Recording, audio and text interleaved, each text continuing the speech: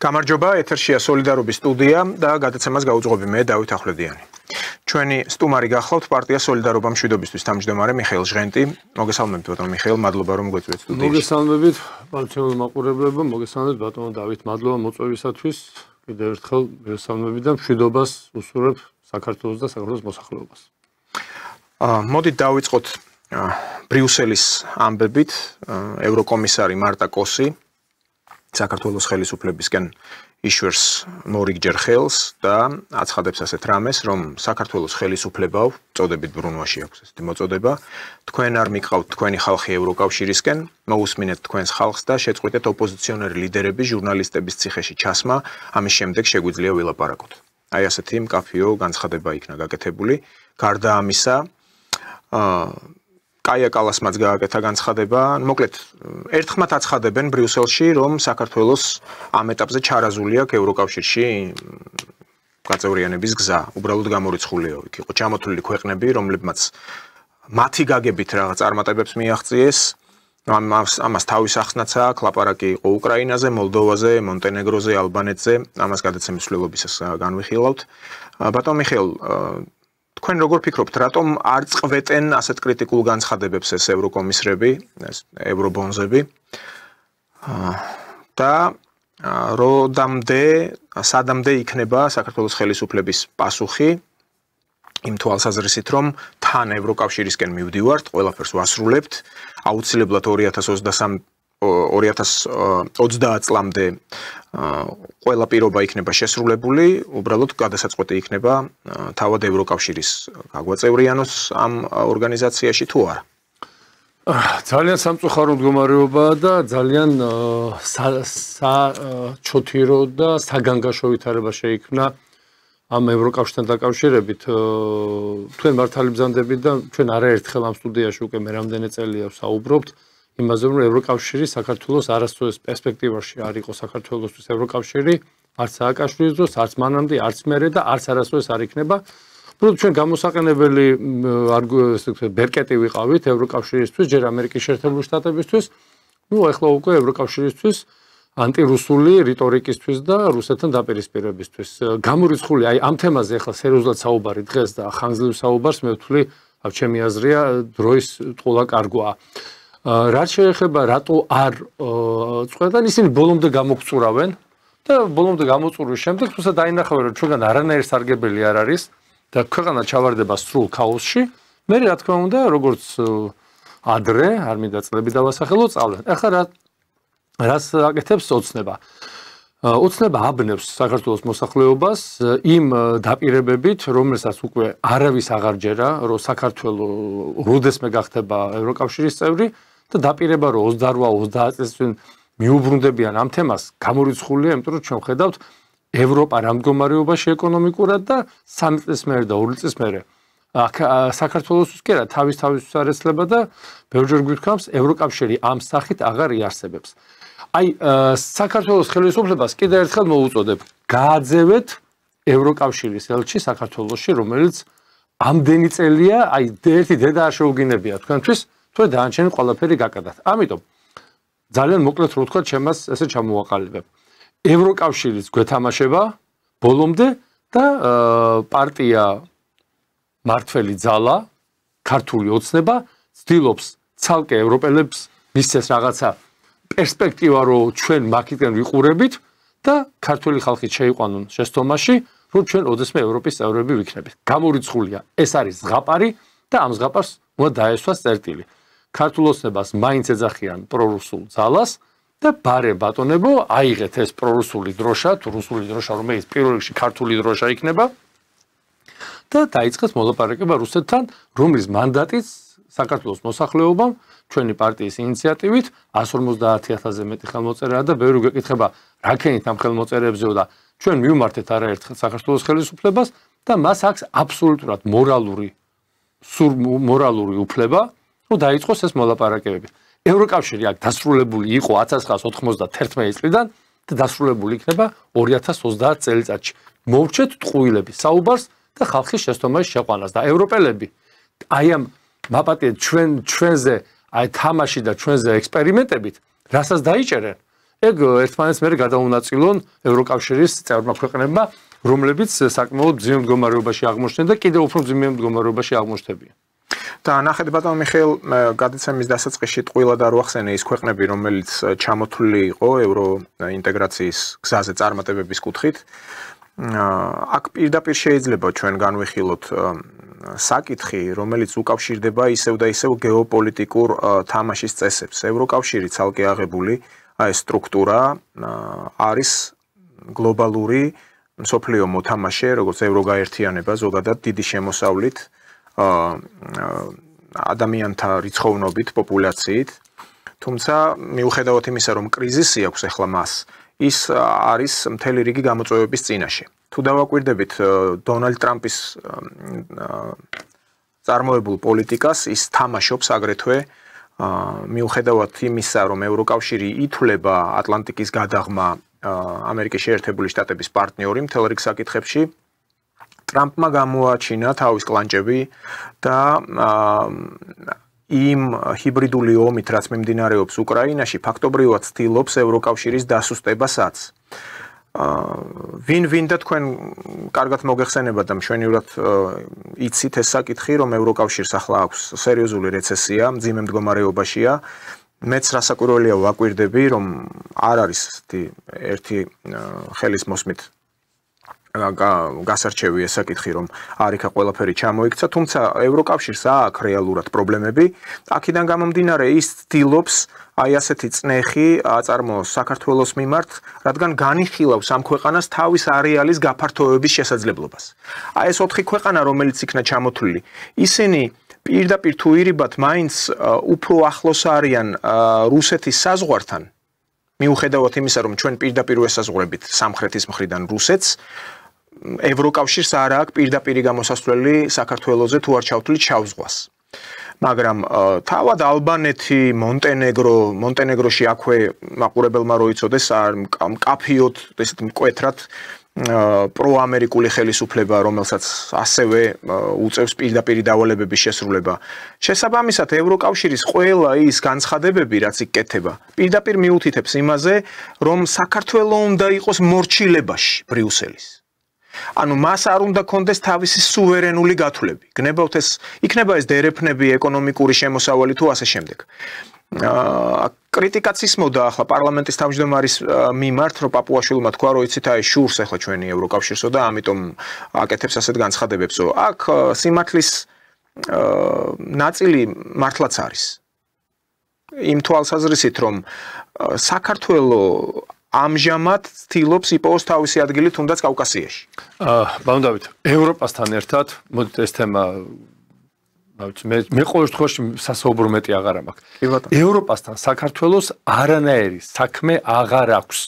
იმიტომ რომ ჩვენ ვხედავთ დღეს ევროპის მდგომარეობას, თქვენ სწორედ ბრძანეთ, რომ ამერიკის შეერთებული შტატებმა რუსებმა ერთობლივად მოახერხეს და ახერხებენ და მიიყვანენ ევროპის გაღატაკებას, ამას დაუსვამენ წერტილს, ოღონდ ეს არც ერთის ბრალი, არც მეორესი. ევროპამ ამოწურა საბჭოთა კავშირის დაშლის შემდეგ ძარცვის ლიმიტი.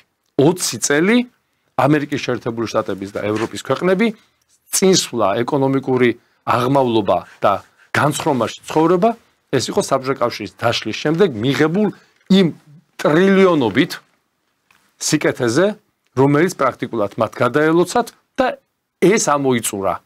კიდევ ერთხელ ვიმეორებ, ამოწურის შემთხვევაში უკვე ის უფასო გაზი და დაბალფასიანი გაზი და ენერგიული რესურსები კი აჭირდება ევროპას. ევროპას ჭირდება მთლიანად რუსეთის ტერიტორია, როგორც 92-95 წლებში მათ მიიღეს როგორც დივიდენდი ცივი ომის დამთავრების შემდეგ. ბონუსი. აი ეს არის და ამიტომ ევროპის მდგომარეობა, ჩვენ გადავალთ ალბათ სხვა თემებს და ევროპა როგორი ფერშეცვლილია.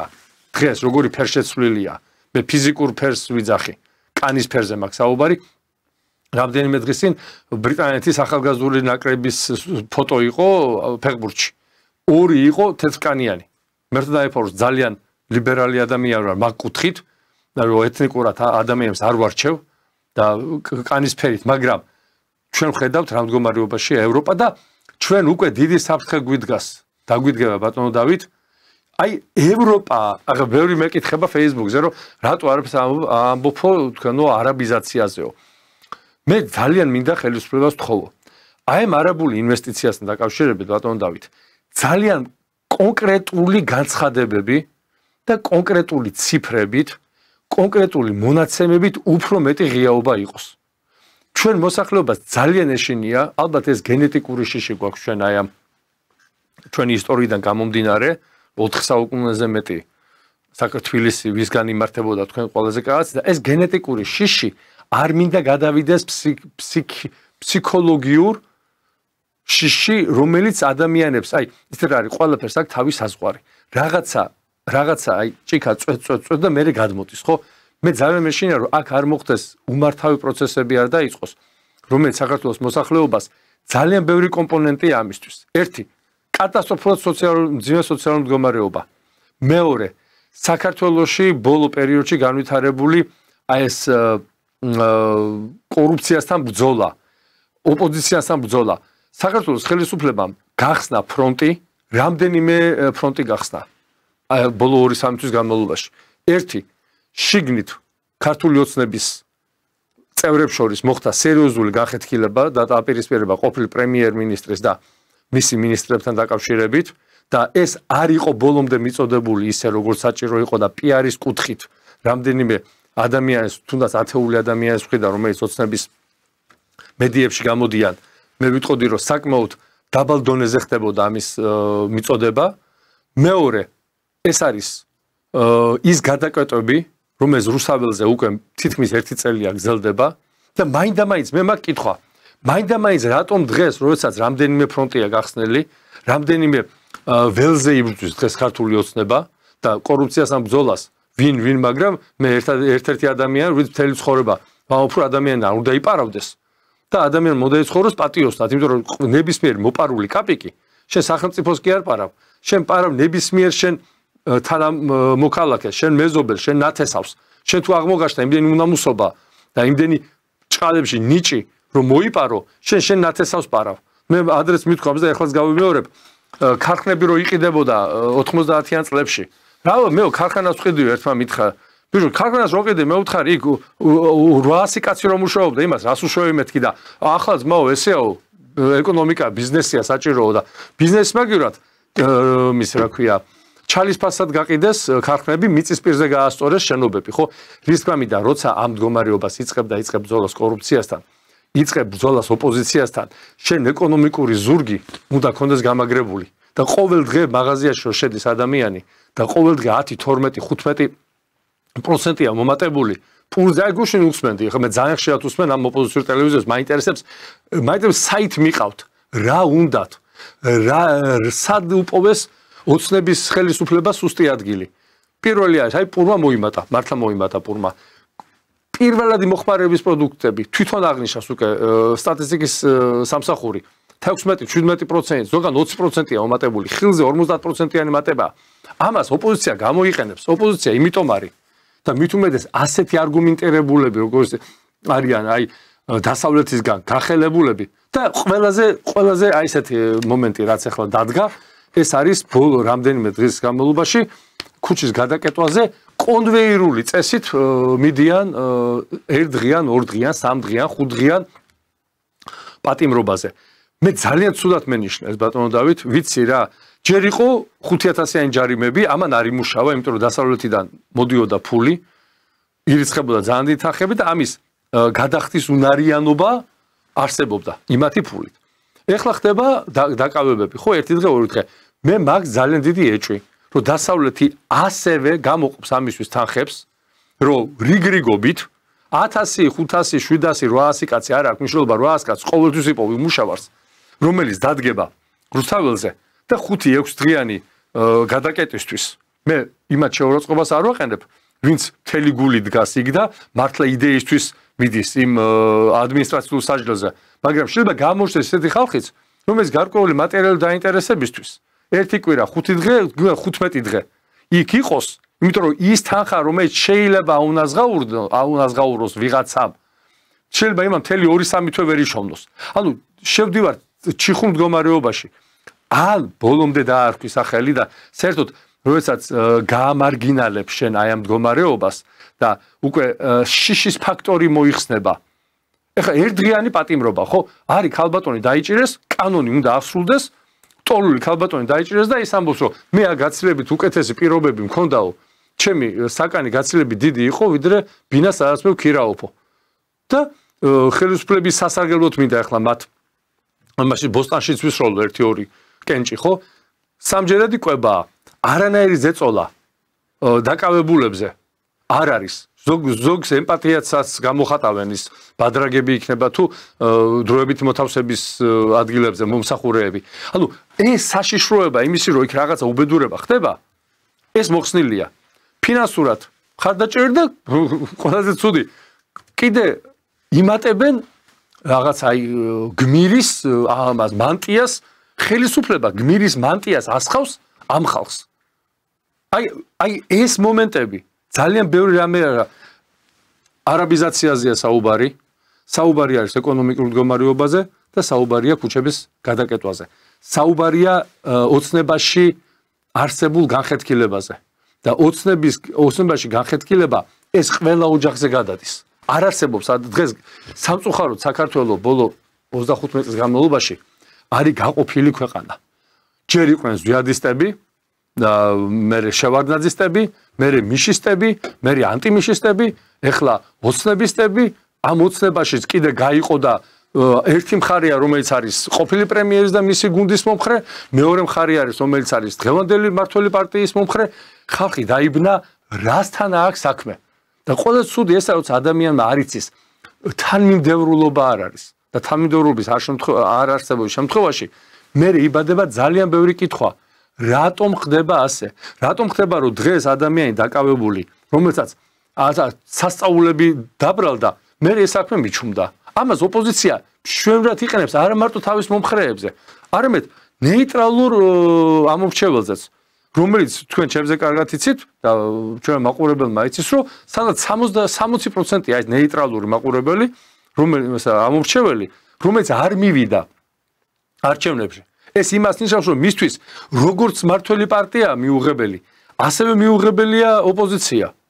და აი ამ ხალხის გულებში და ამ ხალხის აზროვნებაში ჩნდება ძალიან ბევრი კითხვის ნიშანი. და მით უმეტეს კიდევ ერთხელ გარკვეულწილად ნიჰილიზმიც.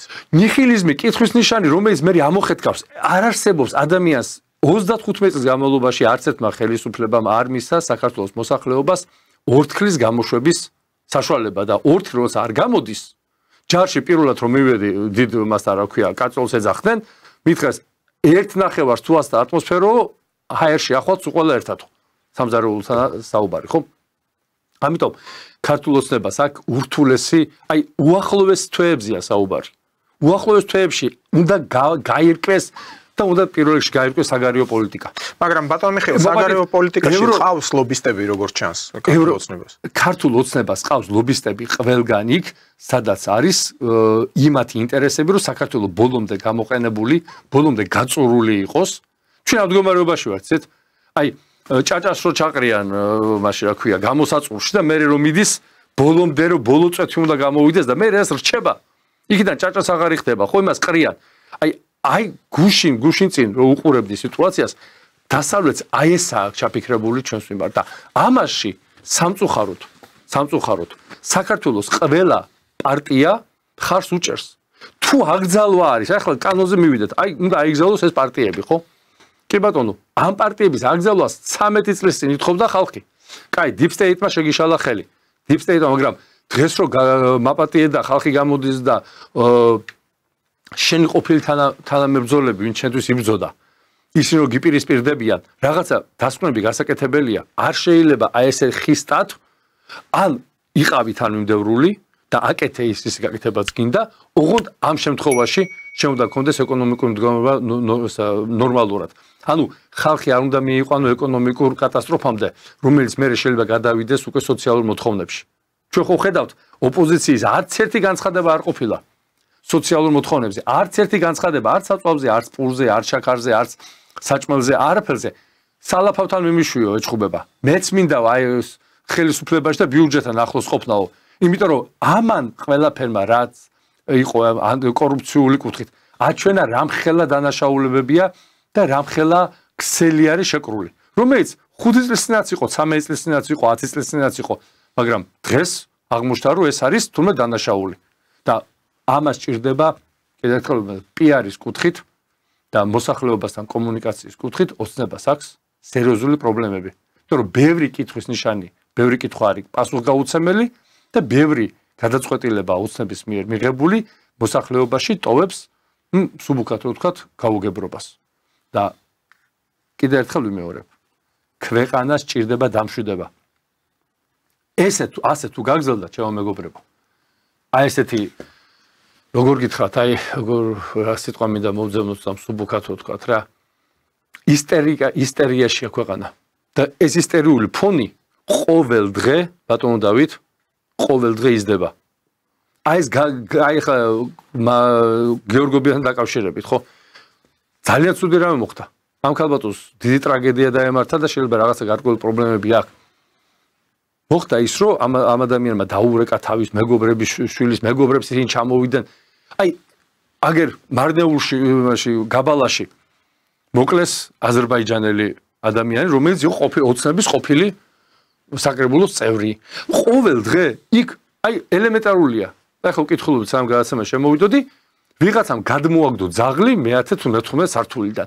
აი ასეთი ფაქტები ადამიანების განწყობას, ადამიანების ფსიქიურ მდგომარეობას ყოველ დღე არყევს და ეს სამწუხაროდ ისეთი პროცესები მიდის, რომელიც ვერ გაჩერდება თუ ხელისუფლებამ, აი გაქანებული მატარებელს რო ვერ აჩენებს მე მანქანე, იქ არის ჩამოსაწევი, ყველა ვაგონში არის სტოპკრანი. აი ეს თუ არ ჩამოიწია და რაღაცა მომენტამდე არ გაჩერდა სიტუაცია და მე არ დაიწყო მოლაპარაკება ხელისუფლებას ხალხს შორის, ეს არის გამორიცხული. თქვენს რაღაც გადასახადებია 40,000-ზე ზევით. დარბოდა ეს ხალხი მიწის გადასახადი, ანუ ყოველ დღე ვერ გაიგო ჯეროვნად რა უნდა მოხდარიყო. ყოველ დღე ჩვენი მოსახლეობა არის სტრესის ქვეშ. ხვალ არიცი შენ მუშევარი დარჩევი, ვისაც აქვს ფული იმას ეშინია დაჭერის, ვისაც არ აქვს ფული იმას ეშინია რომ კიდევ უფრო გაღარიბდება და ეს სტრესი ყოველ დღე რამდენიმე სტრესული მდგომარეობაში, რამდენიმე სტრესული ინფორმაცია მოდის. ჯანმრთელობაზეც მოქმედებს უარყოფით. ჯანმრთელობაზე მოქმედებს და მე ფსიქიკაზე მოქმედებს. ის რაც საქართველოში და მსოფლიოში დღეს ხდება ერთ დღეში, ჩემ ახალგაზრდობაში და ჩემ ბავშვობაში, ის ხდებოდა 5-7-10 წელს განმავლობაში, ხო? კი ბატონო. ისე აი ბავშვმა კაცმა გაუპატიურა 11 წლის ბავშვი. კაკაბეთის ზარები ხო გახსოვთ? დაინგრა საქართველო, ისეთი ამბავი მოხდა, ხო? აი ჩვენ შევეგუეთ აი ამ უბედურებას. ჩვენ მოსახლეობა ისე იტყვის და ისე გამოაცხადებენ 5 კაცი იქ მოკდა, 10 კაცი იქ მოკდა, ბევრჯერ მithქვამს, მაგრამ ამას გვაგუებენ, მაგრამ ამის შეგუება შეიძლება რაღაც მომენტში შეეგუო, მაგრამ მე ამას ვეღარ ხარშავ. ადამიანის ფსიქიკა ამას ვერ გადაიტანს და მე მინდა გთხოვოთ ფსიქიატრები ან ფსიქოლოგები იქნებ მოიწვიოთ და დადონ სურათი რა დღეშია დღეს საქართველოს მოსახლეობის 99%. 1% რომელიც აბსოლუტურად უდარდელად არის და არ ადარდებს არაფერი, იმაც არაფერი არ ეშველება, მაგრამ 99% შვილები ყავს, შვილიშვილები ყავს, საჭმელი გინდა. აი ამ ხელა პატარა ბავშვის კვება ღირს 60 ლარი, რომელიც თუ გაცივდა ის საჭმელი ახლა მე პატარა არ ამყავს ჯერ სამწუხაროდ შვილიშვილის სახით. მაგრამ მე მახსოვს 50-60 თეთრი ღირდა, როცა მე ეს ჭირდებოდა ეს საკვები. ხო დღეს 60-55 ლარია ერთი პატარა ბავშვის გამოკვებას. ზუსტად იმდენივე ჭირდება, რაც მთელი ოჯახის გამოკვებას თუ ბავშვი არ არის ოჯახში. ეს ყველაფერი ხო ადამიანს ხვალინდელი დღე მსახიობი როა პოპიაშვილი მე მგონი თქვა ქართველმა კაცმა იმდენი ვერ შემოინახა ფულიო რომ თვეში ერთხელ მეგობართან ერთად რესტორანში ან კაფეში დაждესო. ეს არის კატასტროფა. როცა ქართველი კაცი, რომელიც მიჩვეული იყო, გადახდას, დაპატიჟებას, რაღაცა ხელგაშლილ ცხოვრებას არა, მაგრამ კაცური ღირსებების შენარჩუნებას დღეს იმაზეა გადასული, რომ 9 კილო ხორცი იყიდოს თუ წამალი თავად არის მოსამსახურეს როლში. არა, თავად ეს პროცესი გაგრძელდება. და თუ გახსოვთ, აი თქვენ რა პერიოდსაც ახსენებთ, მაშინ მოსამსახურეობას არ კადრულობდა ქართველი. სხვა ეროვნებები იყო. კი ბატონო, აი გახსოვთ, ცენტრალურ უნივერმაგში იდგნენ ეს ქალბატონები, სხვა ეროვნების ქალბატონები, ნუ იქ იყვნენ რუსებიც, სომხებიც, რა ვიცი, სხვადასხვა ეროვნების ხალხი, ხალათებიც ეცვათ, ეს რუხი ფერის ხალათები, დიდი პლასტმასის. კი ბატონო, ეს ნიშანიც ეკეთათ და ანუ ასეთი საპარიკმახეროები იყო მაშინდელი ახლა სტილისტები. ძირითადად იყვნენ გამლაგებლები, უფრო სხვა ეთნიკური ჯგუფების წარმომადგენლები. ჩვენ რა გვაქვს დიდი პრობლემა. როგორც დასავლეთმა ევროპამ, შემთხვევაში გერმანიამ ვერ შეძლო აი ეს უცხოტომელების გადახარშვა. ამხელა 80 მილიონიანმა გერმანიამ, ხო? პლუს მინუს თუ ავსწრები. ჩვენთვის აი ესაა დიდი საფრთხე და გერმანიიდან და უცხოიდან რურეკავენ ნათესავები და უყვებიან ამ მდგომარეობაში არიან ისინი. აი უცხოტომელები კიდევ ერთხელ ვიმეორებ, ყველა ადამიანისთვის, ყველა ერისთვის საქართველოს კარი ღია, მაგრამ პროცენტულად შენ უნდა იყო 80-90% შენ სამშობლოში, რომ იყო შენი სამშობლოს პატრონი. თორე ჩვენ ყველანი გავხდებით სხვა ქვეყნის შვილების მომსახურე და იმიტომ კი არა რომ ისინი არიან ცუდები. არა, იმიტომ რომ ჩვენ საკუთარ ქვეყანას ვერ მოუვარეთ და 35 წელია ვინც მოვიდა გაუმარჯოს, ვინც გადაგვიხდის, იმისი იყოს და ეს გაგრძელდება. ეს თუ გაგრძელდა 20 წელიწადში საქართველოს როგორც ეთნიკურად ქართველი დაიცლება აქედან. დღე არ გავა 2-3 ოჯახი არ გავიგო რომ ზოგი კანადაში მიემგზავრება, ზოგი ამერიკის შეერთებულ შტატებში, ზოგი პოსტსაბჭოურ ქვეყნებში აიდგა ფეხი და უკვე იქ ჩადიან, ურჩევნიათ იქ ყოფნა, ვიდრე აი ამ უბედურებას და აი ამ შიშს უყურონ ხვალინდელი დღის. ხვალინდელი დღის შიში არის ყველაზე დიდი ტრაგედია, რომელიც ბოლო 35 წლის განმავლობაში აწუხებს ქართულ კაცს. კი ბატონო, ბატონო მიხეილ, ჩვენ შევეხეთ აქ შემოსავლების საკითხს, მაგრამ თვითონ ხელისუფლების მხრიდან ახლა პირდაპირ სასწორზე დევს 6 მილიარდ ნახევარი. ეს არ უზარმაზარი თანხა არის. ნუ გასაგებია, ნუ არაბული ინვესტიცია, მაგრამ ეს მცირე თანხა არ არის. თან პრემიერ-მინისტრი კობახიძე გახლდათ ჩინეთში იმყოფება, გაფორმდა არაერთი შეთანხმება, თუმცა ჯერჯერობით არაფერი არ ისმის ანაკლიის თემაზე. იმიტომ რომ ანაკლიაც ჩვენ ვიცით რომ იქ 59%-ზე იყო საუბარი ჩინური კონსორციუმის ჩართვის კუთხით და 51% ანუ საკონტროლო პაკეტი არის საქართველოს. ეს რას უკავშირდება ჯერჯერობით არ ვიცით. შესაძლოა გაკეთდეს განცხადებები. მაგრამ თქვენ როგორ ფიქრობთ ახლა, როდესაც აქ არის საუბარი ამ ხელა ინვესტიციაზე, გულისხმობ 6 მილიარდ ნახევარს არაბულ ინვესტიციას. გარდა ამისა, ამ პროექტებს, რომელიც არის კაბელი შავ ზღვაში, აღმოსავლეთ ევროპის ქვეყნებთან გასადები კაბელი. დერეფანი აღმოსავლეთ დასავლეთის დერეფანი. თუმცა აქვე დავამატებ რომ ეს დერეფანი რუსული გზების, რუსული არხების კონკურენტი და ალტერნატივაა, რაც ვფიქრობ რომ რუსეთს დიდად გულზე არ უნდა ეხატებოდეს ეს მდგომარეობა.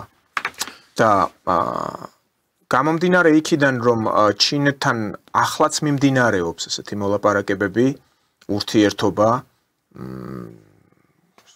საქართველოს მთავრობის მეთაური ჩინეთში ვიზიტით მე არ ვიძახი ყოფილ მეთაურზე, ახლანდელ მეთაურზე, ხომ არ ფიქრობთ თქვენ რომ ჯერაც მიდის მსხვილ მოთამაშეებში კულისებს მიღმა რაღაც გარკვეული საათის ისრების გასწორება. იმიტომ რომ აქ პირდაპირ არის ჩართული ამერიკის შეერთებული შტატები, აგრეთვე ვფიქრობ რუსეთი, არ ვიცი დახურული არხებით თუ არა. აქ არ გულისხმობ რაიმენაერად ოპოზიციის იმ ბანალურ ნარატივს, რაც აკვიატებაშია გადასული და ბუად წარმოაჩენენ რომ აი ქართული ოცნება არის რუსული ძალა. მე პირადად ვფიქრობ რომ არანაირად არ არის ქართული ოცნება რუსული ძალა. ახლოსაც არ არის გაკარებული. ახლო აი 1%-ს არის ახლო. დავამატებდი საეკლესიო საკითხს, ალბათ ჩვენ შევეხებით ახლა კი იდება ინფორმაციები, უკვე აეკრძალა ამ ერთ-ერთ მღვდელმსახურს პატრიარქის განკარგულებით, ნომერ 95 განკარგულება იყო თუ არ მეშლება. არქიმანდრიტი ილია თოლორაია შეჩერებულია მღვდელმსახურებაში, სამების ლავრის ერთ-ერთი მღვდელმსახურია ვინაიდან იქ პირდაპირ ედება ბრალი ეპისკოპოსების შეურაცხყოფაში, რაც პრინციპში საეკლესიო კანონიკის თანახმად მართლაც დასჯადია, თუ აქ ვიგულისხმობთ საეკლესიო სასჯელებს. და რატო ახსენე საეკლესიო თემა? აქაც ხშირად აი ამ ოპოზიციის მხრიდან და ამ ღვთლებისგან, რომლებიც არიან ბრჭყალებში რეფორმისტულად განწყობილები, ამაზე ახლა ბევრ დროს არ დავკარგავ, რას გულისხმობ ამ რეფორმისტობაში. ხდება თუნდაც საპატრიარქოს მესვეურთა იარლიყებით შემკობა, რომ ეს არის რუსული ძალა. მაგალითად, მის მაღალ სამღვდელოესობას მეუფე შიოს პირდაპირ აი ასე ბრალდების სახით ამბობენ, რომ რუსი ეგზარქოსი არისო.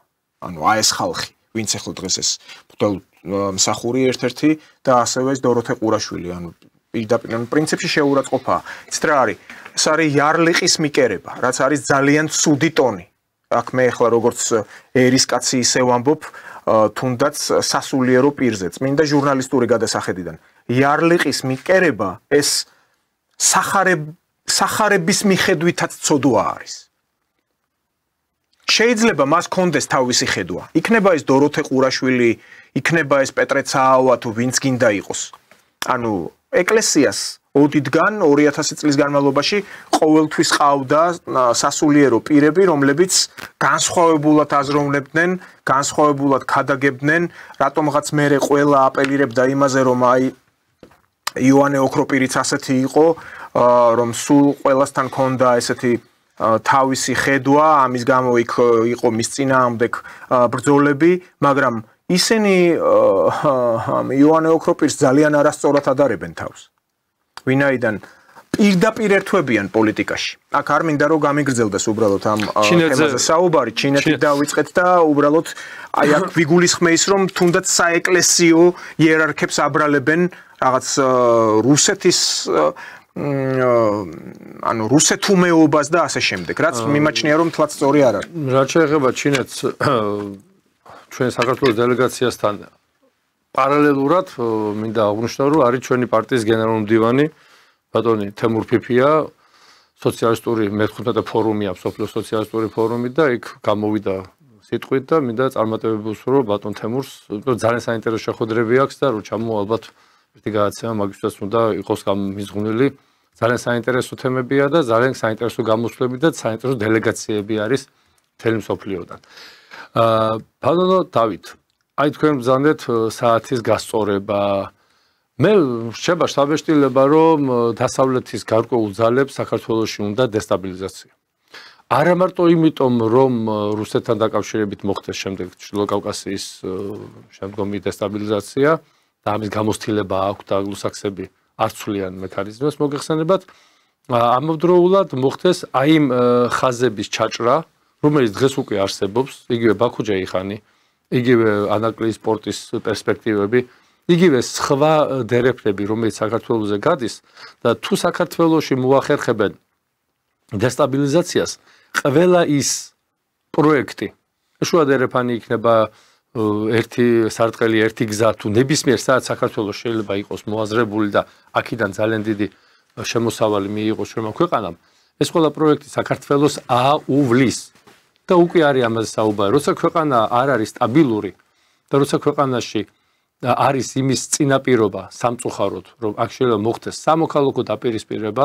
და მე დღეს ვხედავ რომ ყველაფერი კეთდება ნებსი თუ უნებლიეთ იმისთვის რომ საქართველოში იყოს სამოქალაქო დაპირისპირება და სამოქალაქო დაპირისპირება საქართველოში არ შემოიფარგლება 91 წლის მიწურულს ბოლო დღეები და 92 წლის დასაწყისით რუსთაველის პირველიდან რუსთაველის მეტრომდეც არა ოპერის თეატრამდე ეს ელვისებურად რამდენიმე საათში მოედება მთელ საქართველოს და მერე უკვე იმის ძიება ვინ დაიწყო ეს ვინც დაიწყებს იმას თქვენ და მის ოჯახებს საქართველოში ვერ ნახავთ ის რამდენიმე დღით ადრე რამდენიმე ათეული ოჯახი უკვე გასული იქნება თავის შვილიან შვილიშვილებიან ქონებიან ყველაფრიანად ისე ხელისუფლება მაგალითად მიაქციოს ყურადღება ვინ აპირებს ახლა გადაკაჩოს ძალიან დიდი ფულის ამ ოპოზიციიდან და ესეთი პროლიბერალური ოჯახებიდან დასავლეთში და ვინ იძენს ქონებას იმიტომ რომ ესენი უნდა გაიქცნენ აქ დატოვებენ სულ ქაოსს და ყველა ის გეგმა და ყველა ის საათის გასწორება, რომელზეც თქვენ დღეს საუბრობთ აქ, იქნება წყალში გადაყრილი. ერთადერთი საათის გამსწორებელი აქ და სიტუაციის დამრეგულირებელი იქნება რუსეთი, რომელიც საკმაოდ დიდი ხანი დააკვირდება მდგომარეობას. რომ მე მიიღოს გადაწყვეტილება მხოლოდ იმიტომ, რომ მის ინტერესებში შედის. სოფლიო შეიცვალა არავინ არავის ინტერესებისთვის, არავინ არავის გამო და არც იმის გამო, რომ მე ვიღაცამ გუშინ წინ უსმედი რუს პოლიტოლოგს ძალიან საინტერესო თქვა, ჩვენ რომ იმის იმედი კი არ უნდა გქონდეს, რომ ვიღაცას თავის დროზე დავეხმარეთო და მე მოწყალება გაიღონ და ეხლა ჩვენ გვერდში დადგნენ, რომ ჩვენი ეროვნული ინტერესები უნდა გავატაროთო. საქართველოს ყველაფერს აკეთებს ბოლო 35 წელი საკუთარი ინტერესების საერთაშორისო ასპარეზზე გასატანად. როგორც კოზირევმა თქვა, რუსეთს არა აქვს საერთაშორისო საგარეო ინტერესებიო. ანუ საგარეო კუთხით რუსეთს არ აინტერესებდა არაფერი, ვისაც გაუხარდებოდა, იმას შეეძლო რუსეთის ინტერესების გამოყენება, როგორც შიგნით, ასევე გარეთ. და სხვა შორის სამწუხაროდ 90-იან წლებში, აი სოხუმზე რო არის საუბარი, ვინ წაგორთვა აფხაზეთიო, ამერიკის შეერთებულმა შტატებმა რუსების ხელით. თქვათ, თვითონ რუსეთი იყო დაზარალებული, ამიტომ რუსეთმა მიიღო საშინელი ზარალი იმ რკინიგზის დაკეტვით. ბევრჯერ გვითხოვს და უბრალოდ ჩვენ გვაქვს ერთი ძალიან დიდი პრობლემა. ის რაც აქამდე მოგვივიდა, მაგრამ აი რა შეიძლება დადგეს, ეხლა ამაზე ვსაუბრობ მე. და ვცდილობ ჩემი მოგზალებული ხედვა და აზრი ხმამაღლა ვთქვა. ჩვენ ვართ უდიდესი განსაცდელის წინაშე. მე არ მინდა მამა გაბრიელის სიტყვები ახდეს, რომ იტყვიან რომ აღარ არის საქართველო, აღარ არისო და მეрео ფერფლი აღსდგებაო. და არის ამაში რაღაცა წინაპირობები ჩადებული. მამა გაბრიელმა ისიც თქვა, როდესაც შერაცხული იყო, როგორც იცით რაზეა საუბარი, მთელი საქართველო ჩამოვაო, ჩემ გასვენებაშიო, აღარ მახსოვს სიტყვები, ნუ კონტექსტი ესე იყო და ჩვენ ვნახეთ სამების საგადრო ტაციდან გაასვენეს და მართლა საქართველოს ყველა კუთხიდან ჩამოვიდა ხალხი. 30 წლის წინ იმას რო ეთქვა, რომ ეს მოხდებაო, იმას შერაცხავდნენ, შეურაცხած დაეძახდნენ, მამა გაბრიელის აპლაუზი იმაზე. დაგზავნოზე ვინ ჩამოვა 100,000 ადამიანიო. თავად მამა გაბრიელზე ამბობდნენ თავის დროს. ხო არა, ხო და არ მინდოდა ეს სიტყვა მეთქვა. ამას ამბობდნენ და მასზე რო ეთქვა ვიღაცას რომ საქართველოს ყველა კუთხიდან ჩამოვლენ მის საპატივსაცემოთ, იმას პირდაპირ გაუყენებდნენ იქ სადაც ჯერ არის, ხო? ამიტომ ჩვენ არა გვაქვს იმის უფლება დღეს ილუზიებში ვიცხოვროთ. ილუზიებიდან უნდა გამოვიდეთ. ყველა ვარიანტში, ბავშვით. ეს ქვეყანას მიიყვანს ძალიან ცუდ რამეს ვიტყვია. საქართველოს ვერ აცდება სამოქალაქო დაპირისპირებას თუ ეხლა არ გავჩერდით.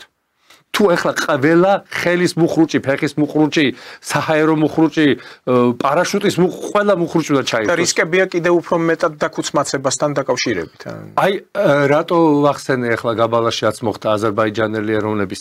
ჩვენ ნებისმიერი აი ასეთ პრეცედენტზე თუ ტრაგედია ადამიანის გარდაცვალება ყველა ვარიანტში უნდა ვიყო ძალიან ფრთხილად. არავინ არ იცის, შეიძლება ერთი პირველი მსოფლიო ომი საბაბი რა იყო? პრინციპის მკვლელობა, მაგრამ მიზეზი იყო 10,000, ხო საბაბი იყო ეს.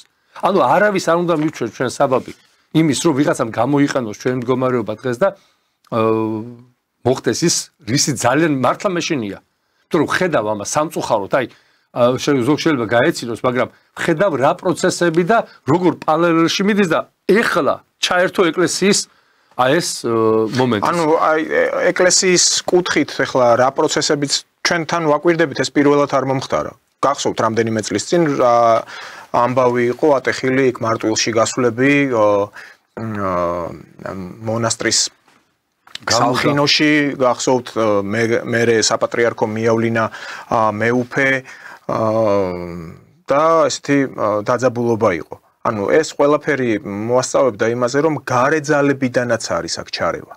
ეს მე არ ვიტყოდი, რომ მხოლოდ საეკლესიო სასულიერო პირების შემეცნებით და მათ გონებაში მოხარშულია, ვთქვათ, ეს მოძრაობები. ჩვენ გვახსოვს რა ეპიტეტებით ამკობდნენ პატრიარქს. აი ახლა ეს ადამიანი რო ითხოვდა იქ საპატრიარქოში შესვლას, რა გარანტია იყო, სადაც გლობალისტური არხების წარმომადგენლებიც იმყოფებოდნენ, რომ ანალოგიური ან კიდევ უფრო უარესი რაიმე შეძახილები მოესმინა საზოგადოებას. გარანტიას გაზრდით იქნება. დიდი ალბათობით შესაძლოა იყოს. არქიმანდ დოროთე ყურაშვილს ისეთი ნაბიჯებია გადადგმული, და მე ვიცი მისი განწყობები და მე ვიცი რის შემდეგ აბსოლუტურად ასე ვთქვათ დადგა ამ გზაზე ეს იყო რუსოფობიით გამსჭვალული მისი ხედვა და უკრაინის ომმა დააჩქარა ეს პროცესები, რასაც დღეს ვხედავთ, მაგრამ ნახეთ საბჭოთა კავშირის დროს საქართველოს ხელისუფლების და მთავრობის მოგრძალებული ცხოვრების წესი. ხო მეთანხმებით იყო? კი ბატონო. ვერც ერთი ministri ვერ გაბედავდა იმის მეასეც. უბრალოდ აი ფანტაზიაში არ ეყოფოდა იმის გაკეთება, რასაც ახლა აკეთებენ. ახლა არა. ბოლო 25 წლის განმავლობაში ეგრეთ წოდებული დამოუკიდებლობის შემდეგ. შევადაროთ იმდროინდელი უდამსახურები. არც მაშინ იყვნენ მშივრები, მაშინაც მანქანები ყავდათ, მაშინ 21-ები და მოსკუჩები იყო, მაგრამ ცხოვრების წესი მათი არ ხვდებოდა ხალხს თვალში. შემოიყვანა დამოუკიდებელი საქართველოს შემდეგ მე უკვე შევარდნაძის ხელისუფლებას და განსაკუთრებით სააკაშვილმა მოახდინა ეკლესიის დაქვემდებარება და მისი პოლიტიკურ იარაღად ქცევა. ამისთვის რა გაკეთდა? ამისთვის გაკეთდა ის, რომ საქართველოს საპატრიარქოს და მის იმ ნაწილს და მე ბევრჯერ მისაუბრია უდამსახურებთან და მათგანაც გამიგია კრიტიკა 25 წლის მრევლი ვარ დაახლოებით და მქონდა შეხება 90-იანების საპატრიარქოსთან და ძალიან ახლო შეხება, იმიტომ რომ ჭირდებოდი მაშინ საპატრიარქოს როგორც თანამდებობის პირი. ეს სხვა საკითხია კიდე, როცა არ ჭირდებოდი მე რა მოხდა. დღეს საქართველოს ხელისუფლებები ბოლო წლებში ისევე განცხრომაში არიან, როგორც ზოგიერთი სამღვდელო პირი. საქართველო არის პატარა სოფელი. ყველაფერი იცის. ვისი შვილი სად მუშაობს, ვინ რა ხნა, როგორი ტანსაცმელი დადის, რა აცვია, რა ახურავს, სადიხდიან დაბადების დღეს ქორწილებს, ეს ყველაფერი ხელის გულზე დევს. მე ის თქმა მინდა, როგორც საერო ხელისუფლებაში მოხდა, ასე ვთქვათ, მუხრუჭების მოხსნა და უკვე ყველაფერზე წასვლა, ასევე საეკლესიო სიტუაციაში ანალოგიური ასე ვთქვათ პროცესებია. და ეს არის გულსატკენი. აი ხა ვინც მრევლი მიყურებს, ძალიან დიდი რაოდენობით მრევლი ბრკოლდება ბევრი მიზეზის გამო. აი ბევრი არ მინდა ხა დეტალებში და არ განკითხვა არ მინდა, მაგრამ ყველამ ვინც მისმენ და ტაძარში მრევლი ხარ და აღსარებელი ხართ, ყველამ ჩვენ გულში ჩავიხედოთ, ხო? როდესაც საქართველოს ეკლესია დღეს რა მოხდა, აი უყურებდი არ დაბეზა რა უყურე ბოლომდე, ხო? ახლა რა უნდა გააკეთებ? ახლა მე რას ვიზავდი მაგალითად, ხო?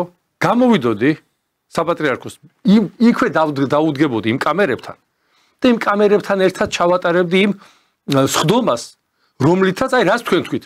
შეურაცხყოფა მოსაყდრის, შეურაცხყოფა ეკლესიის და ამას პირდაპირ ეთერში არ მივცემდი საშუალებას, რომ ეს ხალხი რომელიც იქ კიდე ორი არქიმანდრიტი ისიც მისი სამების ლავრის უდამსახურები არიან. პრაქტიკულად იქ ვინც იდგა არქიმანდრიტ დოროთეც უდამსახურია, იქ მსახურობდა ყოველ შემთხვევაში, ახლაც გააგრძელებს იქ მსახურებას.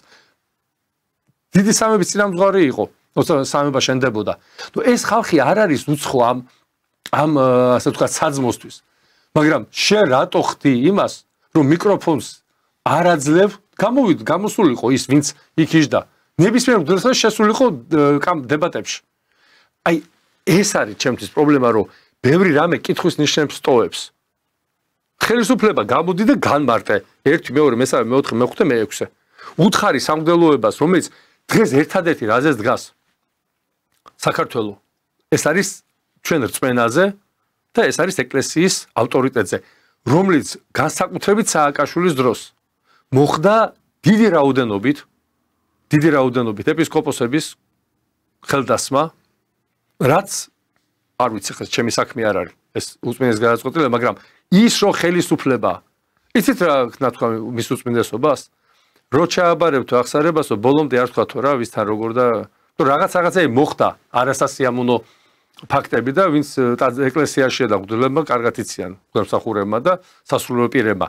არ არის ჯანსაღი სიტუაცია. მე მეშინია როგორც საერო ხელისუფლებაში არის გარკვეული რყევები, ანალოგიური რყევები არ დაიწყოს და უფრო მძიმე რყევები არ დაიწყოს ეკლესიაში, რომელიც პრაქტიკულად ყველანაირ ფუნდამენტს ჩვენი ქვეყნის, მე ვიცით სახელმწიფოს დიდი ხანი აღარ ვეძახ საქართველოს და იმას უფრო დეკოლონიზაცია დაწყებული უახლოეს პერიოდში და ამისთვის რა თქმა უნდა კიდევ ერთხელ მადლობას ვეთქვი ხელისუფლებას, მაგრამ მე იმასაც ვეთქვი, რომ ხალხო 6 მილიარდი კარგია, მაგრამ 60 მილიარდი ზარალი არ მივიღოთ ჩვენ მენტალური, ფსიქოლოგიური და თქვენ ფსიქიატრიული დარტყმები.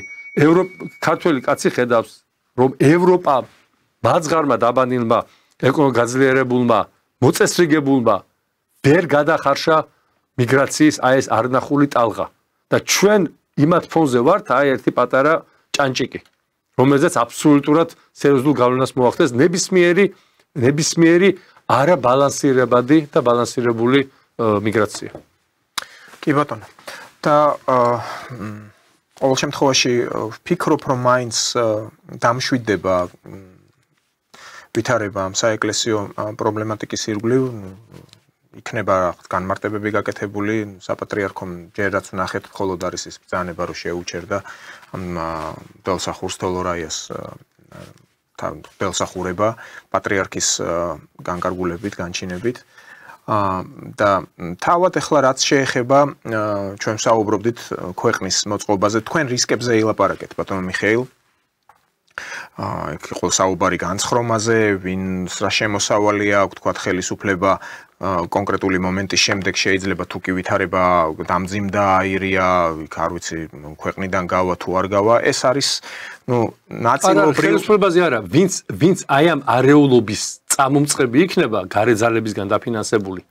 ისინი თავის ოჯახებს გაიყვანებენ, იმიტომ რომ ბრმა ტყვია არ იცის ადრესატი.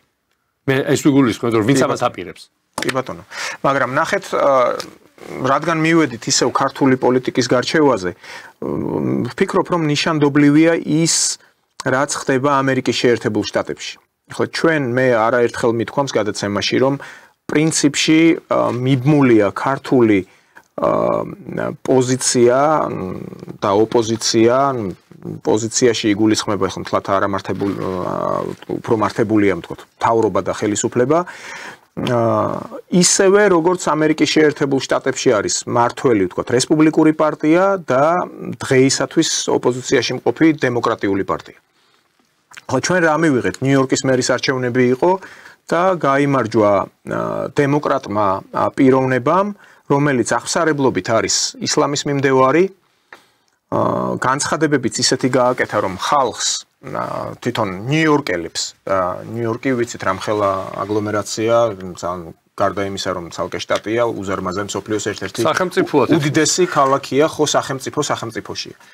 და პირდება უფასო ტრანსპორტს, ბავშვთა მოვლის და ყურადღების მიქცევის თვალსაზრისით უფრო მეტ ბენეფიტებს თავად ნიუ-იორკელებს და მას პირდაპირ ვთქვათ, რომ რადგან ის არის ისლამის მიმდევარი, პრინციპში ნიუ-იორკში, რომელშიც არა მარტო ნიუ-იორკში, თავად ამერიკის შეერთებულ შტატებში, სახელისუფლებო შტოებში, წარმომადგენლობით პალატაში, კონგრესში, სენატში ყველა არის უფრო ისრაელის მხარდამჭერი.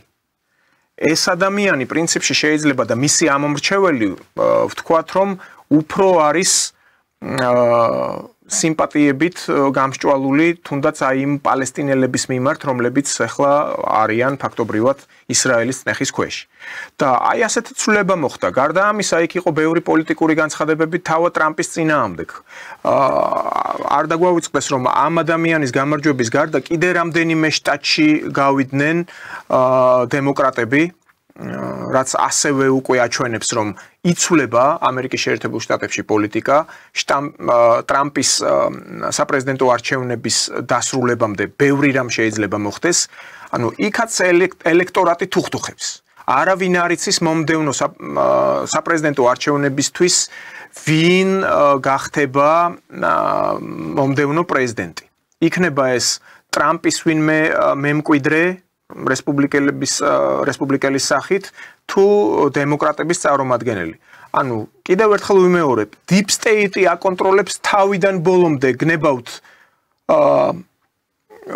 რესპუბლიკურ ფრთას თუ დემოკრატების ფრთას. ჩვენთან ახლა მიღებულია, კი ბატონო. მოყვანას და წაყვანას. მაგას ვამბობ სწორედ, რომ ტრამპი თავად კი ამბობს, რომ deep state მებრძვისო და ჩემ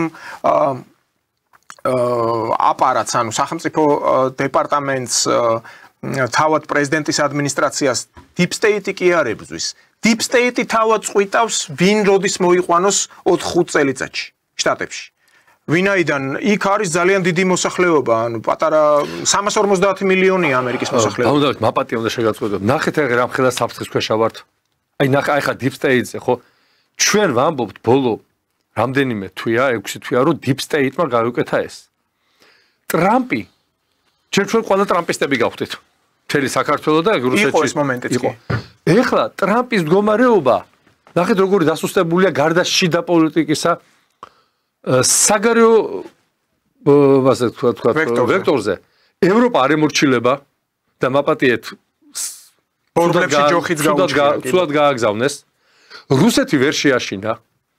ირანი მიუხედავად იმისა რომ გაუნადგურა ნახევარი გენერალიტეტი და ტრამპმა განაცხადა რომ მე ხელი გაუწოდა მეგობრობისო. გროსი დღეს იძახის რომ არ განადგურებულაო. არა ხო, მე მეგობრობის ხელი გაუწოდა ირანს და მან არ გაუმიწოდა იმის მე რაც მოუვიდაო და 5 წუთში განაგზობს და ამბობს რომ მე ყველას გისვით მეგობრობის ხელსო, მაგრამ თუ არ გამომისვითო, იგივე მოგივათ რაც გენერალებს, ანუ სოფლიო გადაწყვიტა გარკვეულწილად რომ ამ კაცთან ურთიერთობა არის სერიოზული პრობლემა და ჩვენ რომელებიც გადავეწყეთ ტრამპიზმზე და ტრამპთან დაალაგებაზე აღმოჩნდა რომ deep state-ი დღეს კიდევ ცოცხალია. ანუ ჩვენ ამ მდგომარეობაში აღმოჩნდით. ნახეთ, ჩვენ deep state-ი გავაკრიტიკეთ, საქართველოს ხელისუფლებამ deep state-ი გააკრიტიკა, დააბრალა ყველაფერი და მართებულად დააბრალა. მე კი არ ვამბობ რომ უმართებული იყო და შევარნაძის დროს განსაკუთრებით სააკაშვილის დროს მინისტრის მოადგილე არ ინიშნებოდა ამერიკის საელჩოს გარეშე. ხუილი კი არ თქვა, მაგრამ ჩვენ ცოტა ადრე მოგვივიდა ტრამპზე ქუდების ზევით აყრა და შამპანიურების გახსნა.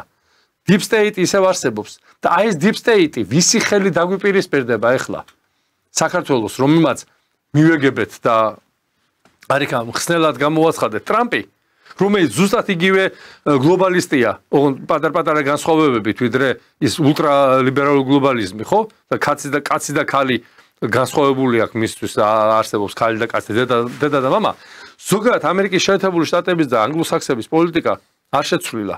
აი ახლა deep state-მა თუ გადაწყვიტა ღმერთო დაიფაროსო საქართველოს თავის ძოზე ჩვენ აი ესე გვიძახა და ეხლა შემოგვიტრიალდა და გაძლიერდა დიდი ალბათობა. აი ნახეთ, დოლარი დღეს ვკითხულობდი 99 წელს იყო 70% როგორც სარეზერვო 72% ჭირა წილი სარეზერვო ვალუტებში. დღეს არის ყველა დაბალ ნიშნულზე 54.5-55-ში თამაშობს, ხო? ეს ნიშნავს ამერიკის შეერთებული შტატების აი მდგომარეობაც არის უკვე სახეს და არც ეს არ არის ამ deep state-ის აღარ მინდა ახლა მე ვენეციელების ფულს აწავიდნენ მე როგორ ატარეს ეს ფული და ჰოლანდია არაფერი არ იცვლება. იცვლება ფორმა. მაშინ თუ ჩემოდებით გადაიტანეს ვენეციიდან ჰოლანდიაში და ჩრდილო ევროპაში. ეხლა სხვანაირად არის, ეხლა ციფრულად ხდება ეს ყველაფერი და ერთვენიერ დღეს ამ deep state-მა შეიძლება ამერიკაც იმ მდგომარეობაში ჩააგდოს. რა მდგომარეობაში საბჭოთა კავშირი აღმოჩნდა და ვერავინ ვერ იტყოდა რამდენიმე ათეული ადამიანის გარდა 80-იანი წლების დასაწყისში. ამის კარგი გამოცდილება აქვს თან, საკმაოდ დიდი გამოცდილება. 80-იანი წლების დასაწყისში, რომ საბჭოთა კავშირი დაიშლებოდა. რამდენიმე ადამიანმა ვინც იცოდა შიდა სამზარეულო და ვინც იცოდა რა პროცესები მიდიოდა. ჩვენ ხო არ ჩვენ უბრალოდ ესე ღია წყაროებიდან ვიღებთ ინფორმაციას და ღია წყაროებით ხდება ამის გადალაგება. და კიდე ერთი ყველა მეტად რაც ჩვენ გვაღელვებს და მემაღელვებს და ჩვენ პარტიას და ჩვენ მეგობრებს. და ქართულ ხალხს უпростоრეთ დიდ ნაწილს უკვე. არავინ არ იფიქროს, რომ 5 და 10%-იან საუბარი. აქ არის დაახლოებით უკვე 60-70%-ზე საუბარი, რომ ჩვენ რუსეთთან დაკავშირებით ძალიან ვაგვიანებთ ურთიერთობის დაწყებას. ჩვენ ისე ვაგვიანებთ ურთიერთობის დაწყებას, რომ მე როგორც deep state-თან deep state-ისგან ჩახსნა მოვინდომეთ, რამდენიმე თვის წინ და თურმე deep state-ი კიდე ცოცხალია, ისე არ მოხდეს. რომ მე რუსეთთან მოგვიწიოს რაღაც სხვა საუბარი, ამას მე ყველა გადაცემაში, ყველა ჩემ ინტერვიუში თუ ნებისმიერ ჩემს Facebook პოსტზე დავწერ. კი ბატონო, და სანამ დავასრულებდეთ თქვათ ამ deep state-ზე საუბარს და პრინციპში ჩვენ უკვე საეთერო დროც გვეწურება, აქვე მოდით თქვათ, რომ აი ამ გამოცდილებაში რაც იგულისხმება ამ deep state-ის მიერ გლობალურ საკითხებში საქმეთა მართვით, ცნობილი ხდება, რომ გარდაიცვალა დიკ ჩეინი, რომელიც იყო თავის ბუნებით პრინციპში ექსპანსიონისტი ტრამპისგან განსხვავებით, მაგრამ ის აგრეთვე იყო დონალდ რამსფელდის პროტეჟე თავის დროზე, როდესაც რამსფელდი იყო შტატის გუბერნატორი, ის წაიყვანა თავისთან, მის გუნდში მუშაობდა და ორი ერაყული კამპანიის სულის ჩამდგმელი იყო. პრინციპში აი ამ გარე სერიოზული სამხედრო კამპანიის სულის ჩამდგმელი იყო დიკ ჩეინი და უკვე თვითონ ტერმინებიც გავს, Deep State, Dick Cheney, ნუ ყოველ შემთხვევაში აი ასეთი მდგომარეობა ახლა ტრამპს მიეცემა საშუალება, რომ უფრო თამამი გახდეს თუნდაც იმ თვალსაზრისით. ყველას კარგად მოეხსენება, Dick Cheney უპირისპირდებოდა ტრამპს. ახლა ერთია, როდესაც ადამიანი წავა ამ ქვეყნიდან, შეიძლება, ახლა ამერიკის შეერთებულ შტატებშიც არის ტრადიციები, რა თქმა უნდა, ახლა გარდაცვლილზეც უც არ ამბობენ, მაგრამ ტრამპს ახასიათებს ხოლმე ესეთი არტისტულობა, შეიძლება რაღაც ამასთან დაკავშირებით თქვას. აქ თავი და თავი ის არის, რომ საქართველოს ხელისუფლება მაინც ბოლო დრომდე აცხადებდა, რომ ისინი ელოდებიან კარგ და შესაფერის მომენტს, რომ ამერიკის შეერთებულ შტატებთან გადაიტვირთოს ურთიერთობა. თქვენ როგორ ფიქრობთ, ბატონო მიხეილ, მივა ამ წერტილამდე საქართველოს ხელისუფლება, რომ ამერიკის შეერთებულ შტატებთან გადაიტვირთოს ურთიერთობები? ჩემს მოგახსენებთ სუბიექტური აზრი, ჩემ პირადი აზრია, ჩვენ ეს შანსი გავუშვით ხელიდან დაახლოებით რამდენიმე თვის წინ. ალბათ პირველი რამდენიმე პირველი თვეები რო იყო ტრამპი მოსული, მაშინ უნდა მოხდარიყო. ის პროცესები, რაც ახლა ამერიკის შეერთებულ შტატებში ხდება და გვარდიის შეყვანა შტატებში, ქალაქების დაცვა, სამხედრო შემადგენლობით და სამხედრო ძალებით, ეს არ იძლევა ამის იმედს. ჩვენ ხედავთ, რომ ევროპას და ანგლოსაქსებს გადმოულოცეს საქართველო და უკვე მათი ეპარქია გახდა ამერიკის შეერთებულ შტატებს პრაქტიკულად დაბანილი აქვს ხელი და აი და ეს Deep State, რომელიც ამერიკასაც მართავს ჩვენ ეს ვთქვით, ჩავიდა ტრამპი შეხვდა ზელენსკის. თქვა რომ აი ახლა ომ შევაჩერებ ამას უზავ იმას უზავ რაღაც. მერე შეხვდა ვლადიმერ პუტინს. მერე ჩავიდა ბრიტანეთში. შეხვდა ბრიტანეთის მონარქს. იქ კიდევ ვიღაცებს შეხვდა საინტერესო ხალხს. FRS-ის დამფუძნებლებს და ვისაც ქავლენა აქვს ფინანსებზე. და სულ სხვა განწყობით ჩამოვიდა. ანუ მან იფიქრა რომ მე ახლა მაპატიე და ბრიტანეთს აღარ გაუწევ ანგარიშს. მე უკვე ჩემი პოლიტიკა მაქვს, ბრიტანეთიც თავს დამიქნევს, ამათ ორივეს მოვკიდებ ხელს ერთსაც და მეორეს დავსვავ და ვიტყვი, ვლადიმერ, შენ ეს უნდა გააკეთო, ვოლოდიმერ, შენ ეს უნდა გააკეთო. მაგრამ ვლადიმერსაც და ვოლოდიმერსაც აქვს უდიდესი ადამიანური მსხვერპლი გაღებული, რომელიც თავის ხალხს ვერაფრით ვერ აუხსნის იმას, რასაც დღეს ითხოვს ამერიკის შეერთებული შტატები მისგან. რომ ასე ვთქვათ, შეხების წერტილი სადაც არის, აი 1100 კილომეტრიანი, იქ შეწყდეს გამორიცხული, იმიტომ რომ რუსეთის თავარი ამოცანა რაც იყო, ეს იყო მისი უსაფრთხოება.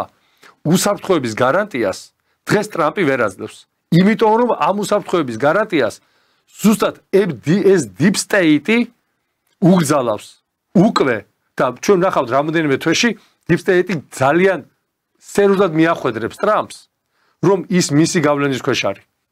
და ამიტომ ჩემი გადასახედიდან ჩვენ ამერიკის შეერთებულ შტატებთან დალაგების ძალიან მცირე არის ახლა მოთამაშე თურქეთი, აგერ ჩინეთი, მაგრამ კიდევ ერთხელ ვიმეორებ, ნურავის ნუ ეგონება ის, რომ რუსეთის გარეშე აქ რომელიმე ზე ქვეყანაც კი ამერიკის შეერთებულ შტატებს ვერ შემოვიდა საქართველოში ბოლომდე.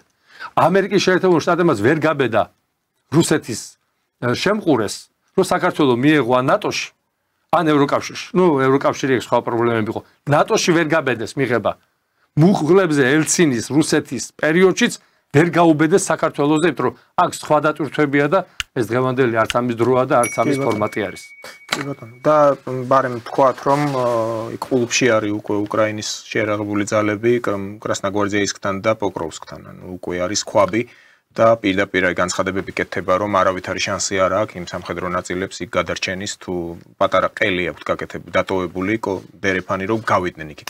სხვა შემთხვევაში ჩახოცავენ. ბატონო დავით, ან ამერიკის შეერთებული შტატები ამ შემთხვევაში უკვე გამოვრიცხავ მე ტრამპის ადმინისტრაციას, ან Deep State დაეთანხმება ვლადიმერ პუტინის გეგმას, ან კიდევ ერთხელ ვიმეორებ, ეს დიდი ომი გადავა ევროპაში.